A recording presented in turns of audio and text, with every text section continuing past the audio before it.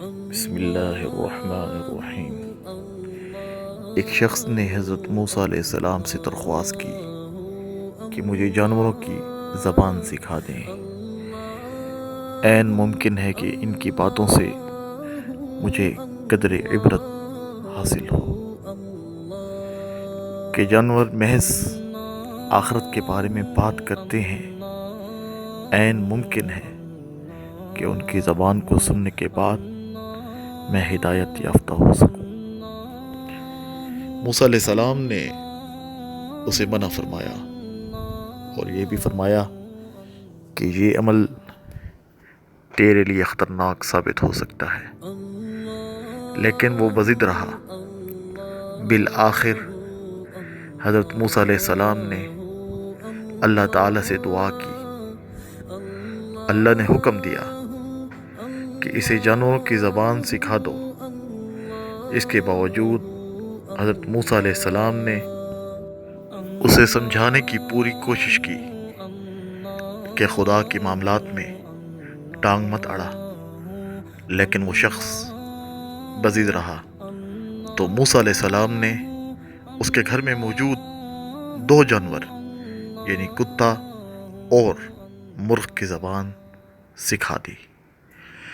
اگلے روز وہ صبح جب بیدار ہوا تو اس کی خادمہ نے اندر سے دسترخوان کو اٹھایا اور اسے باہر جھاڑا۔ اس میں سے بچا کچا روٹی کا ایک ٹکڑا زمین پر آ گرا۔ مرغ فوراً اس ٹکڑے کی جانب لپکا اور اسے کھا گیا۔ کتے نے کہا کہ تم نے زیادتی کی ہے، تم تو مٹی میں گرے ہوئے دانے بھی تلاش کر سکتے ہو، لیکن میں ایسا نہیں کر سکتا۔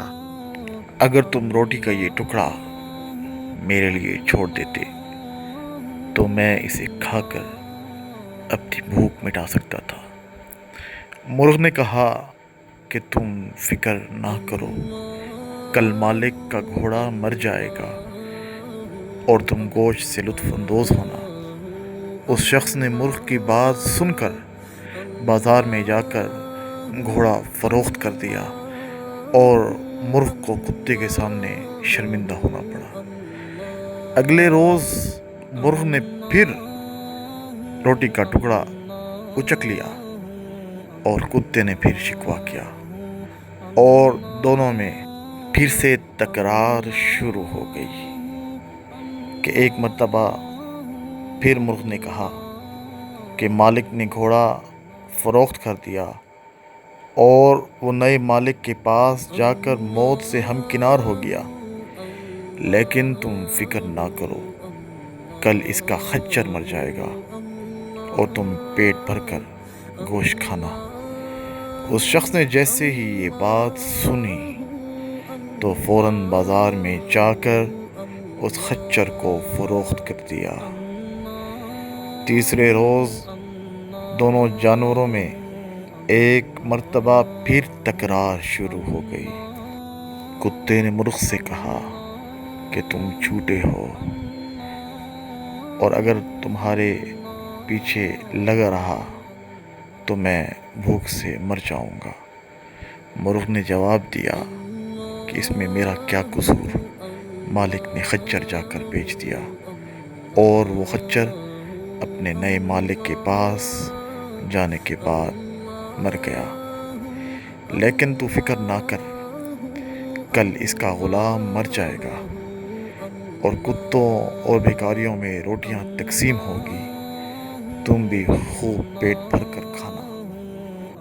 اس شخص نے جیسے ہی یہ بات سنی تو فوراً بازار میں جا کر اپنے غلام کو فروخت کر دیا اور اس بات پر بے حد خوش ہوا کہ دیکھا کہ جانوروں کی زبان سمجھنے سے میں کس طرح بڑے بڑے نقصانات سے بچ رہا ہوں۔ اگلی صبح پھر کتے نے دوبارہ مرغ سے شکوہ کیا کہ اے جھوٹوں کے سردار، تم ایک مرتبہ پھر میرے ساتھ دھوکہ کر گئے۔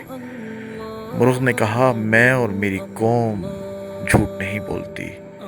مرغ نے مزید کہا کہ اے کتے، تم فکر نہ کرو، کل مالک بذات خود مر جائے گا اور اس کے لواحقین گائے ذبح کریں گے اور تم خوب مرغن غذا کھانا۔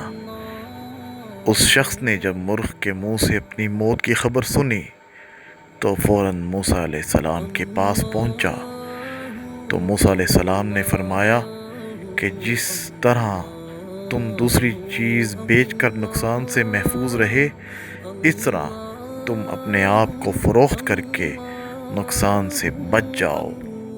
اور فرمایا کہ اللہ تعالیٰ کی قضا اور قدر نہیں ٹلتی، لیکن میں اللہ تعالیٰ سے یہ دعا کروں گا کہ تیرا خاتمہ ایمان پر ہو جائے۔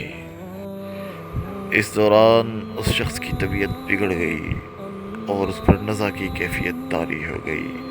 حضرت موسیٰ علیہ السلام نے اللہ تعالیٰ سے دعا کی کہ یا اللہ اس گناہگار کی خطاؤں کو معاف فرما۔